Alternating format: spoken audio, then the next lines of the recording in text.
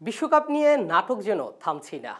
সময় যত ঘনিয়ে আসছে, বিশ্বকাপের নাটকীয়তা ততই লম্বা হচ্ছে। প্রথমে বাংলাদেশ, আইসিসি, বিসিসিআই এই তিন দলের কিন্তু নাটকটা ছিল। তারপর সেই নাটকে অংশ নেয় পাকিস্তান। বাংলাদেশ সরে দাঁড়ালে তারাও সরে যাবে, এরকম কথা কিন্তু এখনো চলছে। তারপর যোগ দিল ইংল্যান্ড। ইংল্যান্ড বলল যে এই যে ভারতে নিপা ভাইরাস চলছে, তারা কিন্তু সংশয় জানিয়েছে ভারতে যাওয়ার জন্য। এখনো যদিও তারা অফিসিয়ালি কিছু জানায়নি, তবে ইংল্যান্ডের বেশ কয়েকটি গণমাধ্যম এমনটাই বলছে যে এরকম একটা পরিস্থিতিতে তারা ভারতে যেতে চাচ্ছে না। এমনকি আইসিসির কাছে তারা এটাও বলেছে যে ভেন্যুটা পরিবর্তন করে শ্রীলঙ্কাতে দেওয়ার জন্য।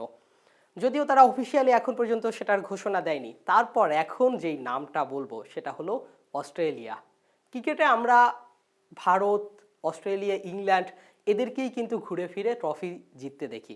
সেটা আপনি যদি টি-20-তে দেখেন বা ওডিআইতে দেখেন, সব জায়গায় একই চিত্র।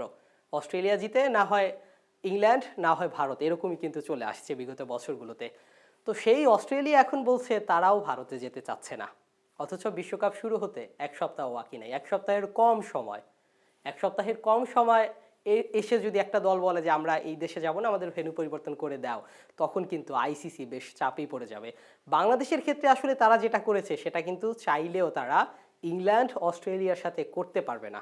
কারণ সেখানে কিন্তু অনেক যদি কিন্তু ব্যাপার আছে।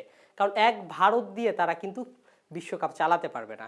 যদি দেখেন ইংল্যান্ড, অস্ট্রেলিয়া সরে দাঁড়ায়, তাহলে যে বিশ্বকাপ আদৌ আয়োজন হবে কিনা সেটা নিয়ে কিন্তু সংশয় শুরু হবে। কারণ এই বড় বড় নামগুলো এখন ইংল্যান্ডের পর অস্ট্রেলিয়া জানালো, সামনে হয়তো নিউজিল্যান্ড, সাউথ আফ্রিকা, তাদেরকেও আমরা বলতে শুনবো যে আমরা বিশ্বকাপে যাচ্ছি না। যদিও আবারও বলি যে অফিসিয়ালি তারা কিছু বলেনি, তবে বেশ কয়েকটি গণমাধ্যমের বরাতে কিন্তু এরকমটি শোনা যাচ্ছে যে অস্ট্রেলিয়াও ভারতে যেতে চাচ্ছে না, ইংল্যান্ডও যেতে চাচ্ছে না। পাকিস্তান তো আগে থেকেই নড়েচড়ে বসেছে। অর্থাৎ পাকিস্তান নড়েচড়ে বসার কারণ হচ্ছে বাংলাদেশ। আমরা জানি যে বাংলাদেশ ভেন্যু পরিবর্তনের দাবি জানিয়েছিল, সেটা আইসিসি মেনে নেয়নি। তারপর বাংলাদেশ সরে দাঁড়িয়েছে যে বাংলাদেশ বিশ্বকাপ খেলবে না, সেটা অফিসিয়ালি আগেই কিন্তু এটা হয়ে গেছে।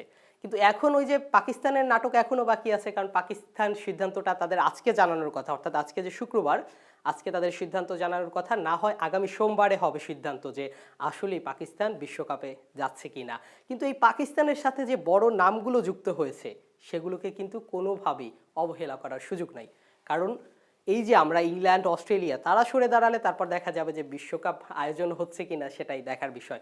এখন বড় প্রশ্ন যে ভারত এই অবস্থায় বা এই পরিস্থিতিতে তারা বিশ্বকাপ আয়োজন করতে পারবে কিনা। আর আইসিসি এই জায়গায়, এই যে সবাই এরকম সরে দাঁড়াচ্ছে, যে সবাই ভারতে যেতে চাচ্ছে না, এই জায়গায় তারা এত কম সময়ের মধ্যে শ্রীলঙ্কাতে ভেন্যু আয়োজন করতে পারবে কিনা। Asiful Hasan, DS sports.